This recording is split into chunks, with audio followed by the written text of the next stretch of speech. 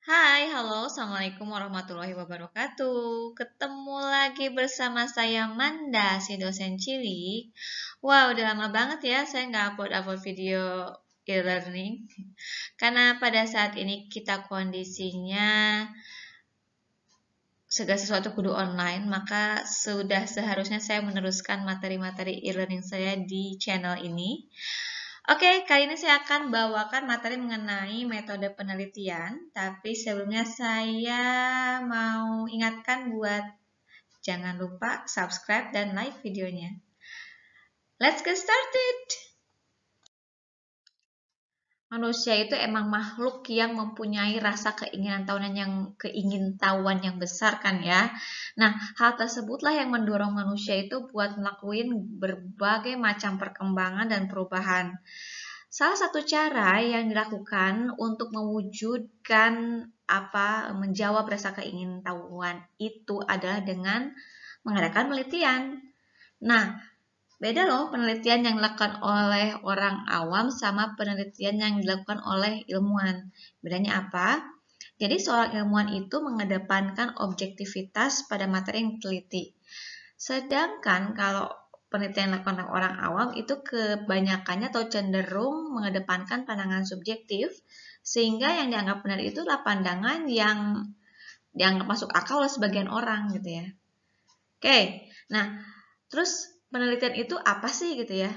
Nah ini dia, penelitian atau research dalam bahasa Inggris itu berasal dari kata re yang berarti kembali dan search yang artinya mencari. Jadi dari perkataan ini tuh kita bisa simpulkan bahwa penelitian itu adalah upaya untuk mencari kembali apa yang dicari sesuatu. Oke, sebetulnya banyak banget sih ilmuwan yang mencoba untuk mendefinisikan apa itu research, riset, penelitian. Yang terkenal tuh ada Thomas Karan, ya kan? Terus ada Kinney Junior, terus ada juga Cooper and Sender. Nah, tapi kali ini saya akan coba ambil dari bukunya Conway dan Powell 2010. Itu tentang Basic Research Methods for Librarians. Ternyata di tahun 2010 itu, Conway dan Powell masih mengambil definisi research dari Merriam-Webster Online Dictionary. Jadi mereka nggak buat sendiri gitu ya. But that's okay, menurut saya sepakat aja. Ya, karena itu kan dipakai buat general ya, umum ya. Di kamus itu dikatakan kalau research adalah studious inquiry or examination, especially, lihat especially-nya ya, itu ada investigation or experimentation ya. Jadi riset itu adalah suatu investigasi ya, maupun eksperimen atau keingintahuan saintifik gitu ya, untuk menemukan, di situ bilang ya, discovery and interpretation of. Nah, menemukan dan menginterpretasi apa? Yang pertama bisa fakta. Yang kedua adalah fakta baru, yaitu yang merevisi fakta sebelumnya. Yang ketiga, itu juga bisa untuk menemukan dan menginterpretasi aplikasi praktis, sehingga apa? Sehingga dapat merevisi teori dan hukum yang terdahulu, gitu ya. Oke, saya pakai ini aja lah. Kalau kalian pakai yang lain juga oke-oke aja, nggak apa-apa, bebas. Kemudian ini Cooper sama Slinder ini mencoba menunjukkan hal-hal penting apa saja sih dari research metode ilmiah atau scientific method yang kudu dipahami oleh para peneliti. Oke? Yang pertama itu adalah adanya observasi langsung terhadap fenomena ya. Itu. Yang kedua, variabel-variabel, metode-metode, dan prosedur-prosedur riset itu didefinisikan dengan jelas ya. Kudu jelas ya. Nah, kemudian hipotesis-hipotesis yang diuji juga harus secara empiris. Berikutnya, mempunyai kemampuan mengalahkan hipotesis saingan. Nanti deh di next video saya akan jelasin bedanya apa hipotesis dan hipotesis kontra atau hipotesis saingan. Apalagi ada justifikasi kesimpulan secara statistik, tidak secara bahasa. Ini yang kuantitatif ya. Jadi kalau ngomongin variabel, ngomongin hipotesis, ngomongin statistik lah gitu ya. Kemudian berikutnya, terakhir ya ini ya, mempunyai proses membentukkan dirinya sendiri atau self-correcting process. Nah itu dia hal-hal yang perlu diperhatikan dalam research metode ilmiah. Kayaknya ini khususnya adalah di metode kuantitatif. Ada juga sih kayak Kerlinger dia itu bilangnya research metode ilmiah ini investigasi yang sistematik, terkendali, dan empirik terhadap satu set hipotesis yang dibangun dari teori. Jadi ada tambahan, si hipotesisnya itu kudu dibangun dari teori. Dari definisi-definisi tadi, maka dapat dipahami bahwa penelitian menggunakan metode ilmiah atau metode saintifik dilakukan dengan membangun satu atau lebih hipotesis berdasarkan satu struktur atau kerangka teori, dan kemudian menguji hipotesis tersebut secara empirik ya. Nextnya saya akan lihatin gimana sih prosesnya, ini kuantitatif ya. Ini dia proses penelitian menggunakan metode saintifik. Sekali lagi ini berlaku untuk metodologi kuantitatif ya. Nah, ada struktur teori, yaitu upaya pengkonstruksian teori, kemudian nanti ada membangun hipotesis-hipotesis, lalu ada pengujian empiris, jadi situ ada verifikasi teori. Saya jelasin deh agak rinci ya. Dari gambar tuh kelihatan kalau metode ilmiah itu melibatkan ada teori construction ya, dan teori verification. Jadi kalau di pengkonstruksian teori itu tuh kerangka teori. Jadi kalau di metode kuantitatif hukumnya wajib banget. Apa yang ada di situ, kalian harus memunculkan satu hubungan sebab akibat antara variabel-variabel yang kalian lagi teliti ya. Terus harus ada dukungan teorinya dari atau hasil penelitian sebelumnya yang didukung dengan alasan-alasan logis. Secara apa? Secara konsep. Itu kan bisa mengarahkan pada hubungan variabel. Jadi kalau kalian mau membuat hubungan variabel baru, silahkan dengan tadi syaratnya terpenuhi. Ada dukungan teori sebelumnya dan alasan-alasan atau konsep-konsep logisnya masuk ke situ. Oke?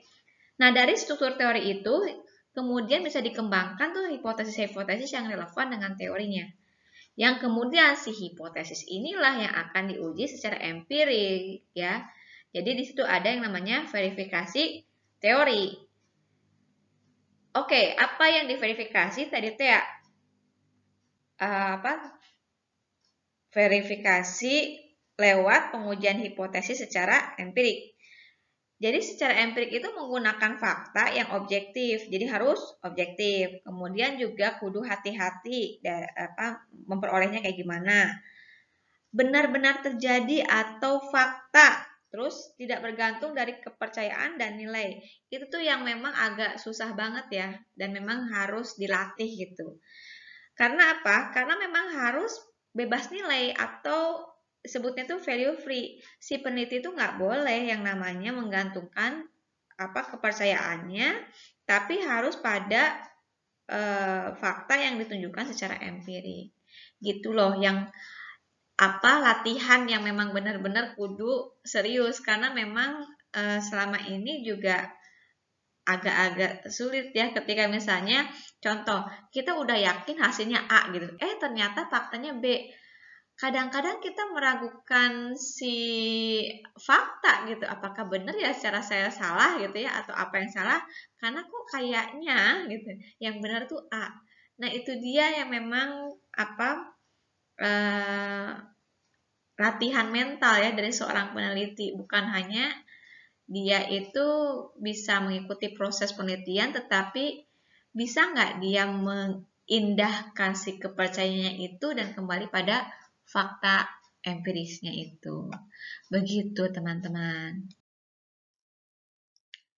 Next, penelitian atau riset saintifik atau riset ilmiah itu kan fokusnya pada metode yang kokoh gitu ya, buat mengidentifikasi masalah, buat ngumpulin data, menganalisis data, apalagi menarik kesimpulan yang valid. Jadi riset ilmiah itu yang harus tidak berbasis pada perasaan ya, tidak berbasis pengalaman juga, tidak berbasis pada intuisi dari si peneliti atau subjektif semata ya, tapi harus tadi apa? Objektif. Nah, sekarang adalah extra information, anggap aja begitu, yang membedakan antara riset saintifik dengan riset-riset lainnya. Ini dari berbagai sumber ya, ininya apa? Datanya.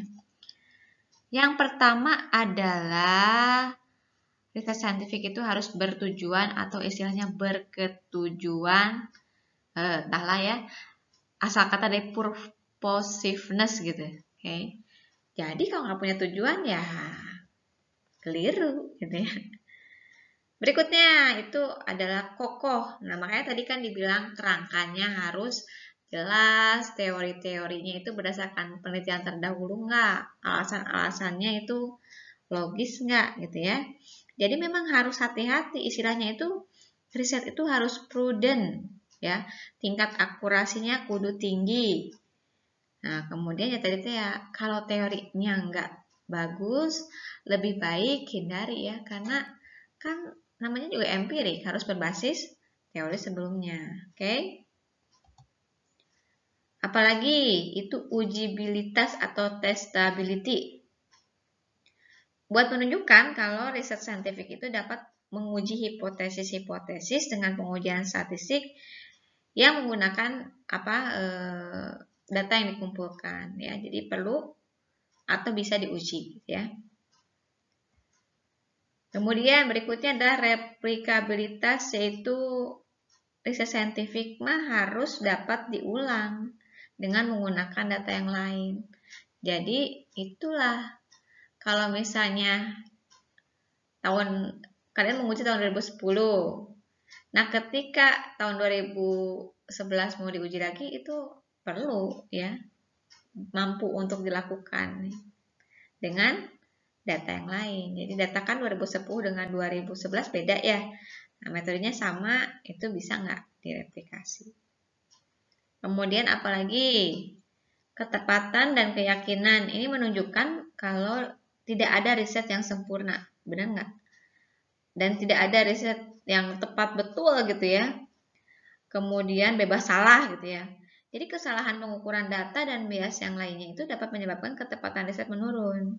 Nah, ini dia, desain riset itu harus dilakukan dengan baik sehingga hasil riset itu dekat dengan kenyataan atau presisi gitu ya, dengan tingkat probabilitas keyakinan tinggi yang ditetapkan. Jadi memang meskipun tidak sempurna, tetapi si peneliti perlu untuk mencoba sedemikian rupa supaya reflects to reality gitu, bos. Yes. Berikutnya adalah generalisabilitas.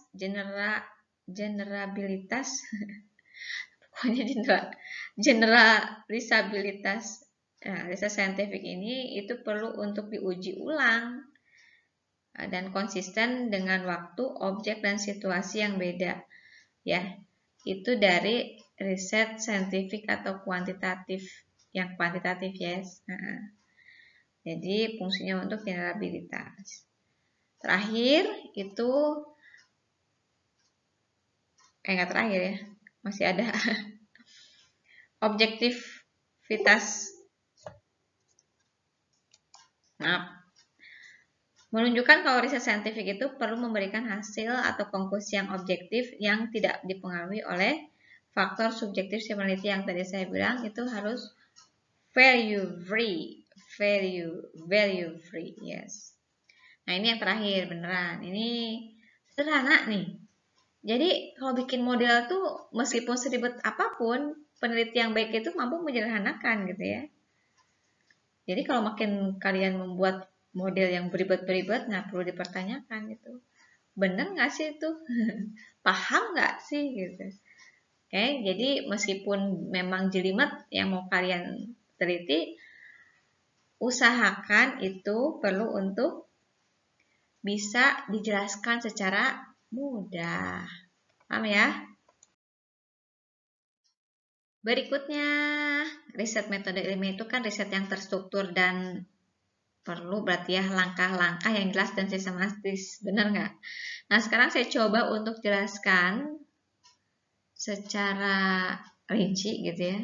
Mudah-mudahan bisa dipahami. Langkah-langkah dari riset adalah pertama, perlu mengidentifikasi isu atau topik dari riset.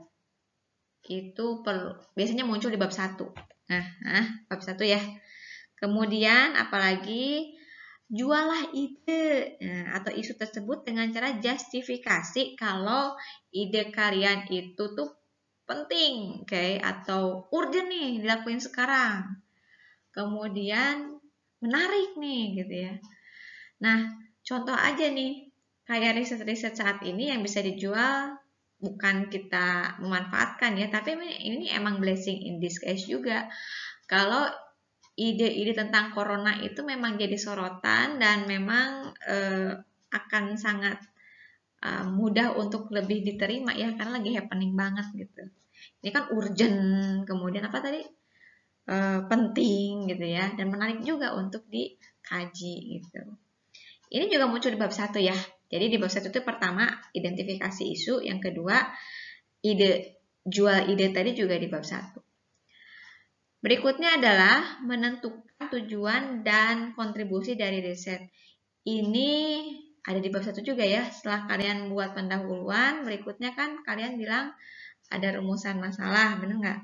Kemudian tujuan. Nah, tujuan disebutkan. Kemudian ada manfaat, benar nggak? Nah, manfaat ini kalian ceritakan tentang kontribusi. Bisa kalian kontribusinya ke keilmuan maupun ke praktis. Kalau saya pribadi sih ya, kalau mahasiswa S1 ya yang hanya mencoba untuk menduplikasi ya satu teori atau penelitian temuan sebelumnya, itu tidak berdampak pada manfaat teori, ngerti nggak? Itu cuma manfaat praktis. Jadi saya kebanyakannya skip di manfaat pengembangan teori. Kecuali kalau memang apa yang dilakukan benar-benar memang mengembangkan teori, nggak cuman hanya ngambil teori kemudian apply di kasus tertentu atau kasus lain gitu. Oke? Berikutnya adalah mengembangkan hipotesis. Nah, untuk merancang atau membangun hipotesis itu perlu teori dan hasil-hasil sebelumnya. Maka tadi ya di kuantitatif itu agak rigid teori-teorinya, nggak bisa gaya bebas gitu, karena tadi yang kalian buat itu harus satu kesatuan yang bisa membangun teori. Jadi nggak bisa teori tiba-tiba muncul kalau nggak ada tadi teori maupun hasil riset sebelumnya. Berikutnya, nah ini biasanya di bab 2 ya. Nah, di bab 2. Karena hipotesis itu ada yang hipotesis deskriptif, ada yang hipotesis teknis ya. Nah, di bab 2 tuh sudah bisa memunculkan hipotesis setelah kerangka pemikiran. Merancang riset. Merancang riset itu berarti merancang data yang akan digunakan untuk menguji hipotesis itu secara empiris dan merancang model empiris untuk menguji hipotesis-hipotesis secara statistik. Ini biasanya muncul di bab 3. Itu dia kenapa kalau saya lebih mencoba mendorong mahasiswa untuk menempatkan ketertarikan terhadap penelitian di urutan tidak nomor 1 gitu. Jadi kenapa kalian mengambil topik ini? Jadi kalau alasannya menarik duluan biasanya saya skip. Kenapa? Karena gini, banyak yang mengambil, yang ini menarik nih dikaji, tetapi dukungan datanya nggak ada, benar nggak? Teorinya nggak jelas, sehingga nggak bisa dilanjut, bos. Yes. Jadi sebelum kalian mengambil topik tertentu, cek dulu nih. Kalau gue pakai topik ini, datanya kira-kira available nggak? Respondennya ada nggak? Yes. Kemudian tadi teorinya memang secara empirik jelas kokoh nggak? Kalau itu oke, kalian bisa lanjut gitu ya. Nah, itu dia. Karena itu tadi banyak yang udah bab 1 oke, di bab 2-nya terhambat. Apalagi bab 3-nya. Oke? Berikutnya adalah mengumpulkan data. Proses dan metode pengumpulan data ini dilakukan dengan untuk mengetahui data apa yang Jadi proses dan metode pengertian data ini dilakukan setelah mengetahui data apa yang dibutuhkan. Jadi kan harus ini dulu dong, harus bikin dulu, rancang dulu. Nah, pakailah alatnya, apa itu alatnya? Kuesioner, oke? Jadi metodenya itu bisa tadi penyebaran kuesioner, benar nggak? Itu masuknya data primer. Ada juga data primer lainnya pakai wawancara, ada yang melakukan observasi. Kemudian bisa juga pakai eksperimen, tapi kalian juga bisa kok pengumpulan datanya pakai metode data sekunder, itu boleh. Nah, ini juga ada di bab 3, ya, benar nggak?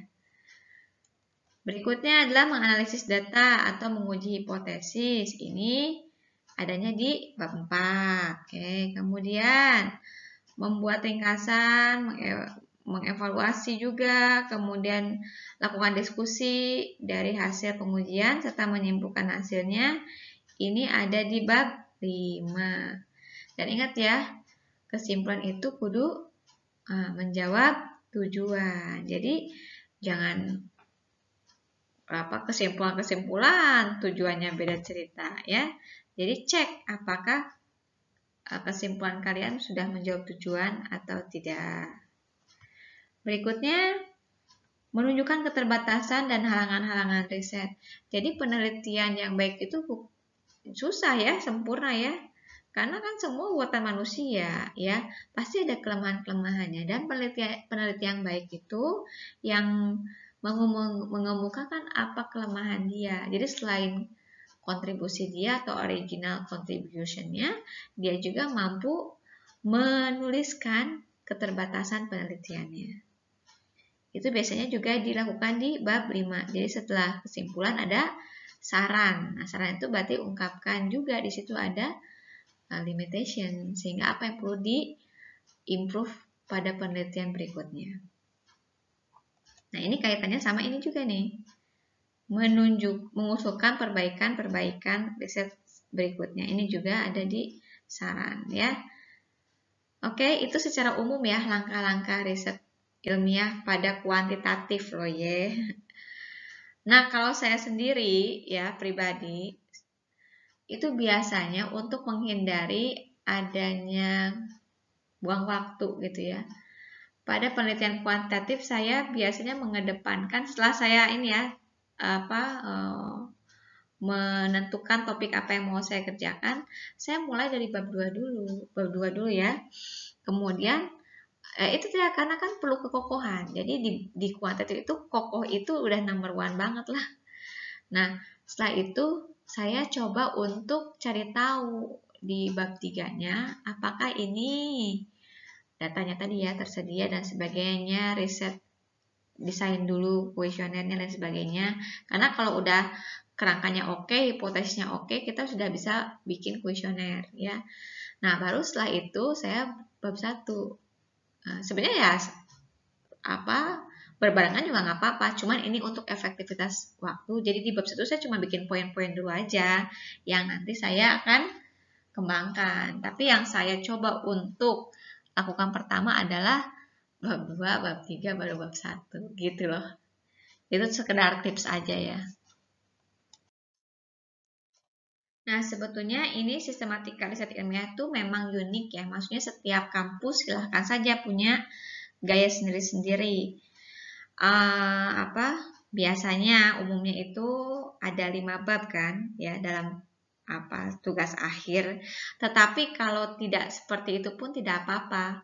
Karena memang yang wajib itu ya bab 1, bab 2 dalam riset ilmiah. Bab-bab selanjutnya tergantung dari kebutuhan si periset. Ada yang butuh 6 bab, ada yang butuh 7 bab, ada yang cuma 3 bab, silahkan. Jadi terserah kampus masing-masing. Kalau saya bicara ini secara umum dan yang di-apply di Universitas Garut ya. Yang pertama adalah bab 1 itu berisi pendahuluan. Tadi ya ada isu riset, motivasi dari riset yang menunjukkan mengapa riset ini penting, urgent, menarik untuk diteliti. Kemudian ada rumusan masalah. atau tujuan riset dan kontribusi riset, termasuk juga batasan penelitian juga bisa diungkapkan di bab 1 kalau mau ya, atau di bab 3 atau di bab 5 terserah. Kemudian yang di bab 2 ada yang menggunakan istilah studi pustaka, literatur review, kajian teori. Nah, kalau kuantitatif, kalau saya lebih prefer ada kajian teori dan pengembangan hipotesis gitu ya. Kalau kuantitatif. Jadi di bagian ini tuh ada teori yang digunakan dalam riset untuk dikembangkan ke dalam hipotesis dan menjelaskan hasil fenomena riset. Nah, begitu ya. Clear ya? Jadi ada hipotesis di bab 2 itu, hipotesis sifatnya deskriptif, oke, yang dapat dikembangkan lagi. Berikutnya adalah di bab 3 itu berisi metode penelitian. Ada yang bilang metodologi, metode, desain riset. Itu juga unik ya. Jadi kalau saya bilang ini harus metodologi, enggak juga sih. Banyak juga penelitian di luar sana yang menggunakan istilah method ya. Ada juga yang menggunakan istilah research design gitu. Jadi ya itu unik aja. Menurut saya nggak ada yang salah ya. Tergantung kesukaan aja. Di sini ada rancangan sampel kayak gimana, jenisnya, jenis sampel seperti apa, sumbernya, proses seleksi sampel kayak gimana, karakteristik data, kemudian nanti mau dianalisis pakai alat apa, yaitu di bab metode penelitian. Berikutnya adalah bab 4 atau hasil dan pembahasan. Di sini menunjukkan pengujian hipotesis menggunakan data yang diolah secara empirik. Pengujian hipotesis berdasarkan statistik. Nah, yang suka kelewat adalah mahasiswa itu sering memunculkan hasil nih. Udah aja dijelasin hasil. Tetapi lupa untuk mengaitkan kembali atau menghubungkan kembali dengan apa yang sudah ditulis di bab 2. Jadi, kalian perlu untuk mensinkronkan temuan kalian dengan apa yang telah kalian susun teori di bab 2. Boleh juga memunculkan hasil-hasil lain sih, ya. Kemudian ada kesimpulan dan saran ya di bab 5. Ini kesimpulan tadi ya. Ungkapkan seperlunya saja. Kalau di Universitas Garut itu biasanya gini, kalau tujuannya ada 2, maka sebaiknya ya kesimpulan jawab 2 itu aja, bisa per paragraf gitu ya. Jadi paragraf 1 ungkapkan tujuan 1, paragraf 2 tujuan 2, atau kalian buat dalam satu paragraf terserah gitu ya. Berikutnya adalah saran. Nah, saran-saran di sini yaitu berarti mengenai keterbatasan-keterbatasan dari riset. Sehingga ada beberapa hal yang tidak dapat dilakukan riset sekarang, tapi bisa dilakukan riset sebelumnya. Nah, ini yang suka saya komentari adalah contoh ya. Mahasiswa tuh suka bikin saran tuh normatif banget. Jadi buatlah saran-saran yang selain normatif gitu ya, itu juga yang aplikatif gitu, yang bisa tadi itu ya, kalian manfaatnya untuk siapa ini riset, sehingga saran-saran ini juga muncul untuk si penerima manfaat. Kemudian ketika mau mengungkapkan gini, contoh. Saran selanjutnya, ini bisa dilakukan untuk mengembangkan teori lain. Teori lain itu apa? Jadi ungkapkan, jangan cuma hanya bilang teori lain gitu ya. Atau kalian bilang, pada selanjutnya bisa lakukan dengan metode ini sekarang pakai metode kuantitatif, penelitian silahkan kualitatif. Itu nggak berdasar sama sekali gitu ya. Jadi ketika kalian memunculkan saran, itu saran yang memang benar-benar dipikirkan, bukan saran-saran yang asal-asalan ya. Oke. Nah, ini kan ada 5 bab ya umumnya gitu ya. Kalau saya bisa ngasih saran, apa yang perlu kalian cek gitu ya. Pada metode kuantitatif, ini cara dosen menguji sidang loh. Oke. Yang pertama, kalau kerangka kalian, cara membuat kerangkanya itu benar, kemungkinan hipotesis kalian benar. Dari mana saya ceknya? Apakah kerangka yang kalian buat itu ada nggak teori dalam kajian teorinya? Kalau ada, kemungkinan benar. Oke. Nah, kalau kerangkanya benar, kemungkinan juga kuesionernya benar. Jadi harus dicek nih, kerangka sama kuesioner nyambung nggak? Kalau nyambung, kemungkinan benar gitu ya. Nah, kemudian tadi lihat, ya, tadi kan apa? Teori, kerangka, dan kuesioner nyambung kan? Dicek kan? Kalau udah oke, lihat lagi. Ini tujuannya nyambung nggak sama tujuan di bab 1 ya? Ya, jadi di bab 1 itu nggak neko-neko. Nah, jadi kalau tujuan itu memang ada tujuan-tujuan yang memang umum digunakan. Contohnya nih, kalau kalian menggunakan mau uji pengaruh, berarti kan tujuannya untuk mengetahui pengaruh. Jadi nggak neko-neko gitu di tujuannya juga. Nah, sinkronkan dengan metode penelitian. Kalau kalian misalnya uji pengaruh, 2 variabel atau 3 variabel, itu cocok nggak sama alatnya, gitu kan? Kemudian apalagi yang dicek? Yang dicek itu adalah di bab 4 yang kalian hasilkan, kalian sinkronkan kan dengan materi yang ada di bab 2. Jadi munculkan lagi lah beberapa yang mendukung ataupun tidak mendukung ya dari bab 2. Jadi, kemudian terakhir, cek apakah kesimpulannya menjawab tujuan di bab 1 atau tidak. Kalau tidak, nah, ada masalah. Kemudian sarannya nyambung nggak? Pertama, sama temuan. Yang kedua, sama manfaat penelitian. Jadi itu cara dosen ngecek gampang. Oke. Yang terakhir adalah daftar pustaka dan lampiran-lampiran. Ini dia ya. Kadang-kadang mahasiswa tuh banyak yang menyepelekan daftar pustaka. Jadi memang kopes tuh nggak bisa dihindari ya. Tetapi kalau sebetulnya nggak pakai kopes pun kalian bisa buat penelitian yang super bagus gitu ya, dan lebih bagus malahan. Daftar pustaka itu penting sekali buat dibuat di awal. Lebih susah nyari daripada kalian disiplin. Jadi usahakan setiap kalian memunculkan satu citasi, langsung tuh dibuat daftar pustaka ya. Apalagi bagusnya kalau kalian udah pakai kayak software Mendeley atau EndNote yang sudah otomatis, jadi kalian nggak repot-repot lagi. Tapi kalau enggak, disiplin lah gitu ya untuk membuat daftar pustaka setiap kalian melakukan citasi. Dan jangan lupa juga kalau ada hal yang perlu dilampirkan, lampirkan. Jadi tidak semua yang kalian ingin ungkapkan itu kalian jebret aja di body-nya, di body artikel. Kadang-kadang juga nggak perlu. Kayak contohnya ya kuesioner. Itu kebanyakan orang menyimpannya di lampiran ketimbang ada di bab 3. Karena kan panjang banget ya. Kemudian data penelitian.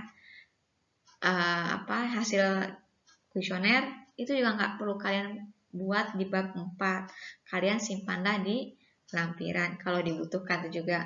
Kalau saya sendiri sih ngapain saya ngumpulin data itu ya. Berikutnya adalah contoh bukti-bukti yang mendukung penelitian kalian. Misalnya kalian bilang kalian observasi nih, ada nggak bukti observasinya? Wawancara nih, ada nggak transkripnya? Itu munculkan juga di lampiran gitu. Oke ya? Clear position? Clear. Oke, sekian dulu pendahuluan mengenai metode penelitian kuantitatif khususnya ya. Nah, tadi kan saya udah ngomongin berapa hipotesis. Sebetulnya saya sudah pernah upload video tentang hipotesis, tetapi itu memang general untuk statistika dasar ya. Tapi ini di next video saya akan jelasin hipotesis, macamnya, gayanya, jenisnya untuk penelitian-penelitian kuantitatif. Jadi terus ikutin channel Dosen Cilik. Sampai jumpa. Assalamualaikum warahmatullahi wabarakatuh.